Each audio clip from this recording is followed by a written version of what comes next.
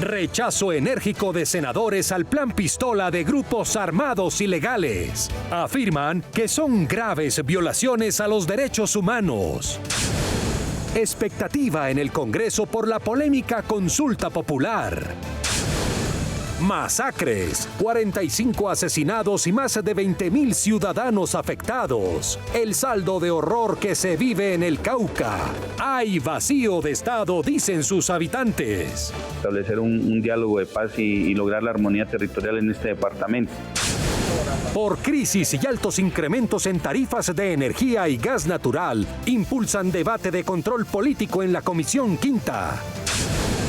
Que el valor del predial vaya acorde con aumento del salario mínimo. Propuesta para cuidar el bolsillo de los colombianos. Uno tiene para pagar el impuesto, uno tiene para comer.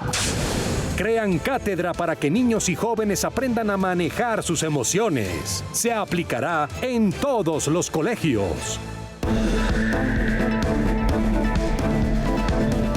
NS Noticias con Marcela Baena. Buenas noches. Frente al denominado Plan Pistola, que ha acabado con la vida de numerosos militares y policías en los últimos meses en el país, el Senado hará debates de control político al ministro de Defensa para conocer las acciones establecidas que protejan a la fuerza pública. La muerte de 27 uniformados en lo que va corrido del año a manos de grupos armados tienen alerta a las autoridades y a los senadores que desde el legislativo rechazan este tipo de actos. Entremos a apoyar a las fuerzas militares y de policía para que cumplan con su función constitucional y a pedirle al gobierno nacional que tome carta del asunto. Creemos que ya es suficiente los cese al juego, los diálogos, que al final la respuesta no ha sido la que se esperaba. Desde la Comisión Segunda se adelantará un debate a las autoridades para que respondan sobre las acciones que permitan proteger a los uniformados. Un control político al comandante de las fuerzas militares, por supuesto al ministro de la Defensa, porque no puede seguir pasándole esto al país. El Estado tiene toda la fuerza de reacción, de investigación y de contrainvestigación. No nos dejamos asustar.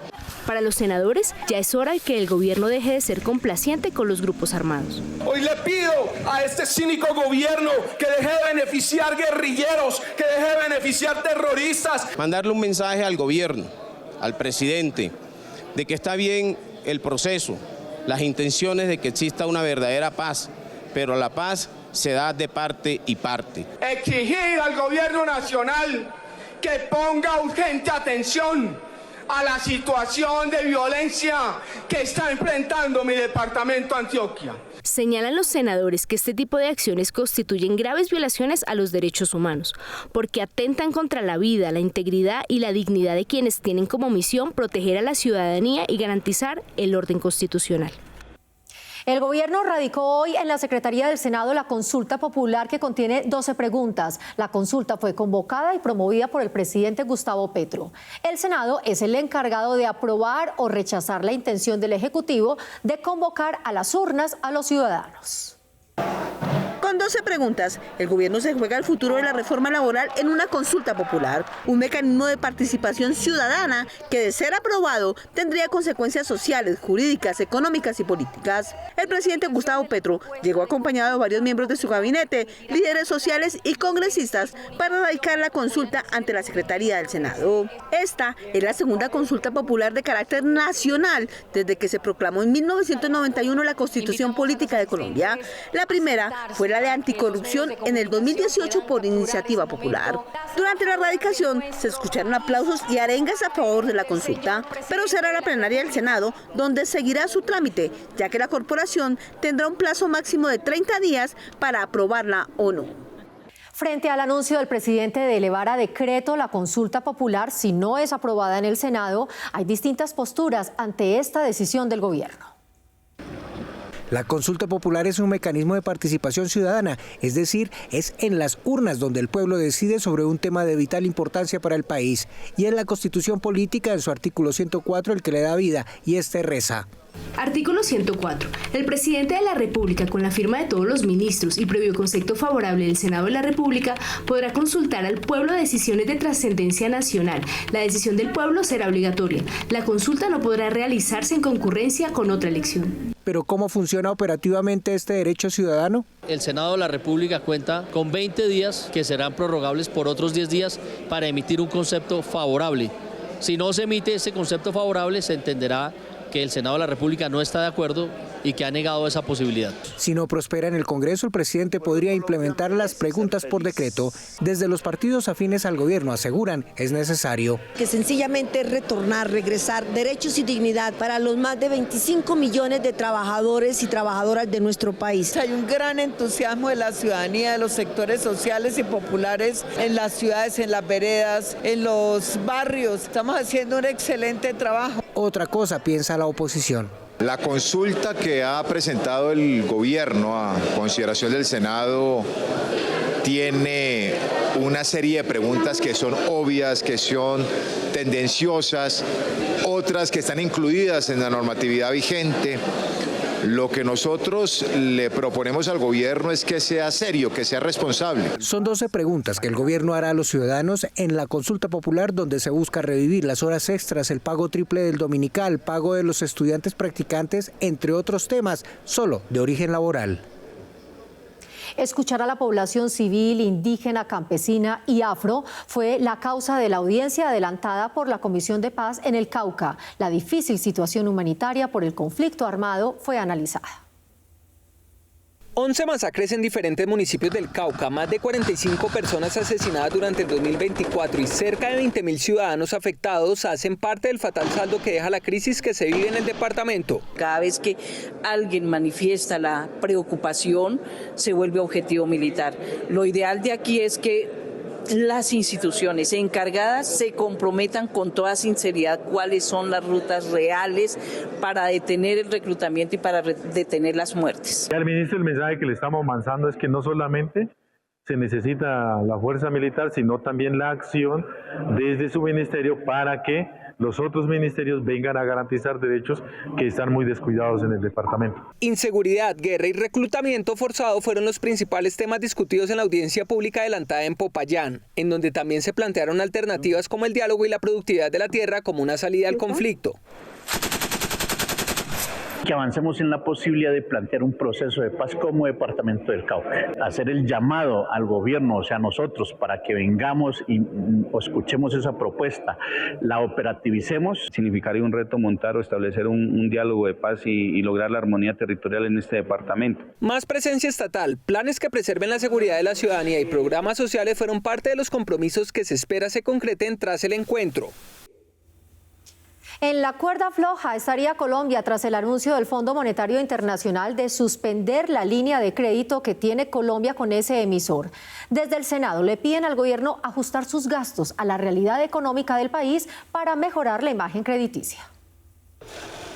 Por primera vez en 16 años, Colombia puede perder la línea de crédito flexible que tiene abierta con el Fondo Monetario Internacional, específicamente para emergencias. Tanto las calificadoras de riesgo como el Fondo Monetario están poniendo la alerta roja y máxima por el alto nivel de endeudamiento del país, que entra en una complejidad porque las señales que da el gobierno son negativas. Aseguran, Colombia empieza a verse como un futuro mal pagador y es necesario ajustarse el cinturón en los gastos. Yo creo que obedece a lo que le hemos dicho al presidente en todos los tonos, que la economía de este país no va bien, que los indicadores que pueden tener un próspero, recurrente clima económico favorable en el país no van bien, y el Fondo Monetario Internacional se dio cuenta de eso.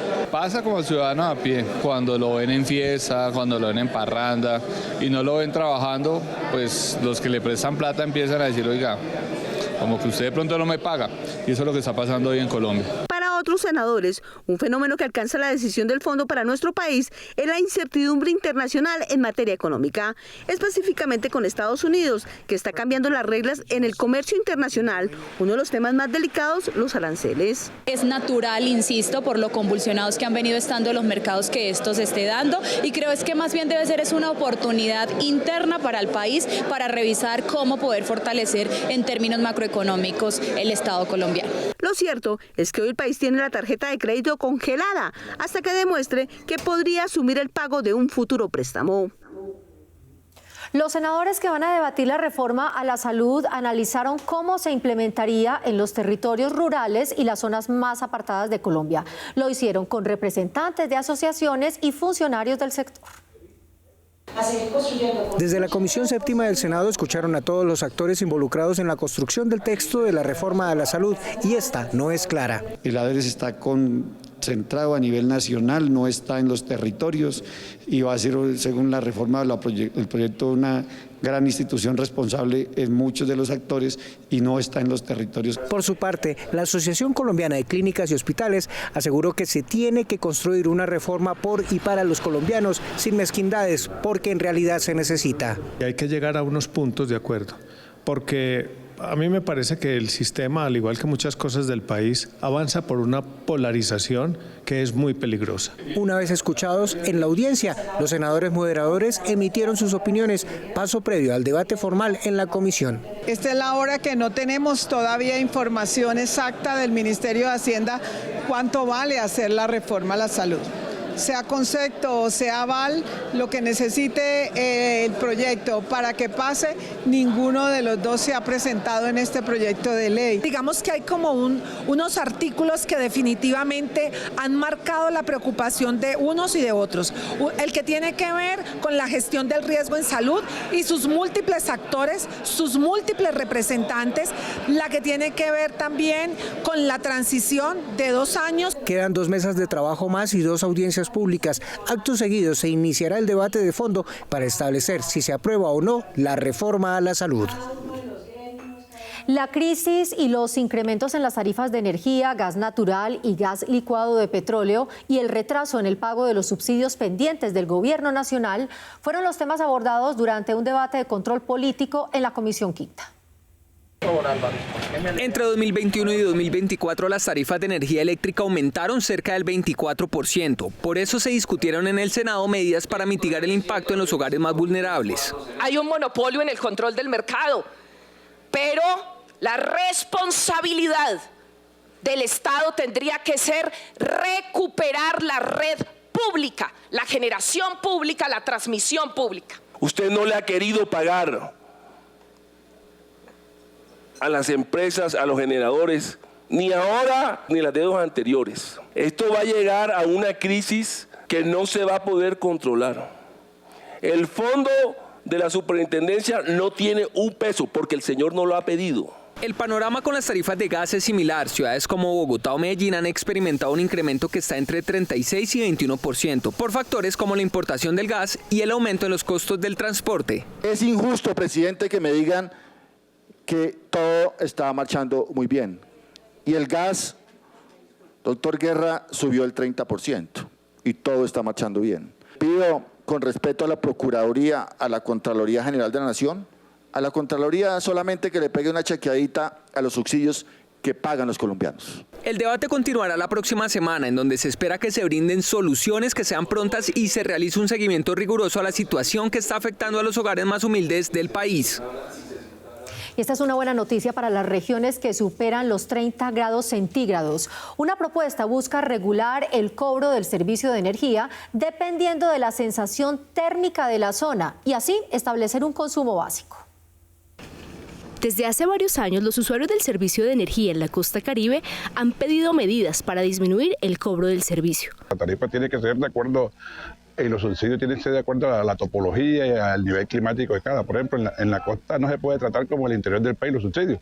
Nosotros en la costa somos los mayores consumidores de energía. Nosotros los usuarios necesitamos una tarifa justa, que sea pagable, que se ajuste a las condiciones socioeconómicas que tenemos los usuarios en la región Caribe. Para acabar con la inequidad en el costo de este servicio y hacerlo más asequible en las regiones de altas temperaturas del país, un proyecto busca establecer el cobro de acuerdo a la ubicación climática de los ciudadanos. Lo que queremos es crear otro piso térmico con municipios con temperaturas altas en Colombia, que son cerca de 100 municipios, que beneficia a 10 millones de colombianos, que va a permitir aumentar el consumo de subsistencia o los subsidios del 60% para estratos 1, del 50% para estrato 2. La propuesta busca garantizar que el consumo de subsistencia sea realmente equitativo y que se beneficie a la población de municipios con sensaciones térmicas superiores a los 30 grados. Aumentar esos kilovatios para que se subsidie ese consumo mínimo. Entonces, por ejemplo, en la costa caribe se va a pasar de subsidiar 174 kilovatios a 250 kilovatios mensuales. Representantes de los usuarios ven con buenos ojos esta iniciativa, pues las familias podrán tener un consumo básico más alto sin tener que pagar de más. Que aquí tener un aire acondicionado no es un lujo, esto es una necesidad. Nosotros los de estrato 1, 2 y 3 estábamos hoy cohibidos de prender siquiera el ventilador.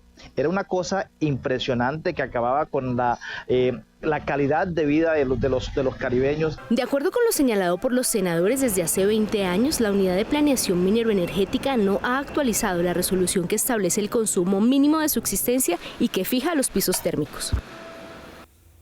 Cada año, para muchos, se les vuelve un dolor de cabeza el pago del impuesto predial. Pues un proyecto de ley busca aliviar esta dolencia y en NS Noticias les contamos en qué consiste. ¿Qué piensan los ciudadanos cada año cuando llega su impuesto predial? Si uno tiene para pagar el impuesto, no tiene para comer, ni tiene con qué pagar servicios. Costoso, pero igual, ¿qué se puede hacer? Nada. Toca pagarlo. Y es que este es el común denominador en el país. Nadie se salva. Alcaldes y gobernadores son los que por decreto, ordenanzas y acuerdos suben los impuestos prediales. Lo que se busca es que no puedan excederse el 12%. Hombre, el salario mínimo no sube más del 10%, pero el impuesto predial se lo suben más de un 1000%, entonces eso no tiene razón de ser. Sería una noticia buena para los vivientes y los propietarios. Y es que muchos ciudadanos han perdido sus viviendas porque ahora alcaldes y gobernadores, por medio de casas de cobranza, han comenzado procesos de cobro coactivo y de no pagar las viviendas y fincas son rematadas. Si estamos aquí en el Senado es para servir para alguna vaina, hermanos, y no podemos mirar cómo maltratan a la gente, cómo prácticamente los extorsionan a través de impuestos y nosotros quietos. Para eso existen las leyes y para eso estamos reglamentando este tema a través de un proyecto de ley. Esto debe ser más o menos justo en el sentido de que si sube más, pues a vos te van a desplazar de la tierra porque no vas a tener con qué pagar los impuestos. Esta iniciativa será debatida en las comisiones económicas del Senado. Manipular o violentar a menores de edad con el fin de hostigar a su madre será un delito considerado como delito relacionado de violencia de género. La figura conocida como violencia vicaria avanza en el Senado. La violencia vicaria es aquella conducta que se ejerce contra las mujeres a través de sus hijos o hijas, causando daño psicológico y físico a la madre y a sus hijos. La tipificación no se ha desarrollado lo suficiente aquí en nuestro país, pero tampoco en otros lugares del mundo. Sí es cierto que cada vez se utiliza más la violencia vicaria como un mecanismo para amedrentar. La violencia vicaria es esta violencia por sustitución, donde se instrumentaliza a nuestros hijos para seguirnos violentando por el hecho de ser mujeres, por el hecho de ser madres de estos infantes. La propuesta busca prevenir y garantizar el acceso efectivo a la justicia, a la reparación y a la no repetición a las víctimas. En este momento estamos en conciliación entre dos proyectos de ley y tenemos que ver en medio de esa conciliación qué sucede para ver finalmente cómo queda el proyecto. La iniciativa también busca prevenir esta forma de violencia mediante la formación de funcionarios públicos y la difusión de información en medios de comunicación, colegios y universidades. Y con el fin y el objeto de garantizar la protección de las mujeres a nivel regional, las comisiones hacen presencia en las asambleas y en los consejos del país. Les contamos los logros y los avances de este espacio a nivel nacional. Hace 6 años, el Congreso estableció la creación de la Comisión de la Mujer en los consejos y asambleas, a fin de trabajar en la garantía y protección de los derechos de las mujeres a nivel regional. Hoy los 32 departamentos ya cuentan con Comisión Legal de la Mujer y más de 866 ciudades principales y municipios cuentan en sus consejos con comisiones legales de la mujer. El pasado Congreso posibilitó, incluso en la Comisión de la Mujer también, que hubiese casas de la mujer en muchos departamentos. No se ha logrado en todos, pero casi en todos los departamentos ya hay una casa de la mujer. Desde las regiones hablaron de los logros y retos de estos espacios. Esta comisión nos ha dado un acompañamiento técnico, un acompañamiento de visibilización de las apuestas del Valle del Cauca para las mujeres y sobre todo pues un acompañamiento para que nosotros podamos robustecernos también como gobernación. Tener ya un lote destinado por parte de la administración municipal para poder construir un centro de refugio para las mujeres que sean explotadas sexualmente, que sean aquellas violentadas en sus hogares. Hemos logrado que la institucionalidad se reúna en pro de las mujeres para beneficiar a estas, para que sean escuchadas y por supuesto cada caso de violencia basada en género se le dé una solución. Lograr mayor participación política y acabar con la impunidad en los casos de violencia contra las mujeres siguen siendo para las senadoras los retos que todavía hay a nivel nacional y regional. De forma unánime, la plenaria del Senado le dio vía libre al proyecto que crea la Cátedra de Educación Emocional en todos los colegios y niveles del sistema educativo colombiano. La idea es que así como los niños y los jóvenes aprenden sobre matemáticas, español, ciencias y otras asignaturas, también tomen clases para aprender a manejar sus emociones. Una estrategia pedagógica que fortalecerá el bienestar emocional, la empatía, la resolución pacífica de conflictos y la construcción de proyectos de vida a través de contenidos adaptados a cada etapa escolar y con enfoque diferencial. Vamos a volver esta materia de emociones, del control de las emociones, una asignatura obligatoria en los colegios públicos y privados de nuestro país. Y sobre todo, algo muy importante hoy en los colegios, el tema del bullying. Esto hay que hablarlo, hay que enseñarlo, hay que socializarlo, hay que discutirlo. La propuesta también contempla la formación de los docentes y la articulación con entidades como el Ministerio de Educación, el Instituto Colombiano de Bienestar Familiar y el Ministerio de Salud.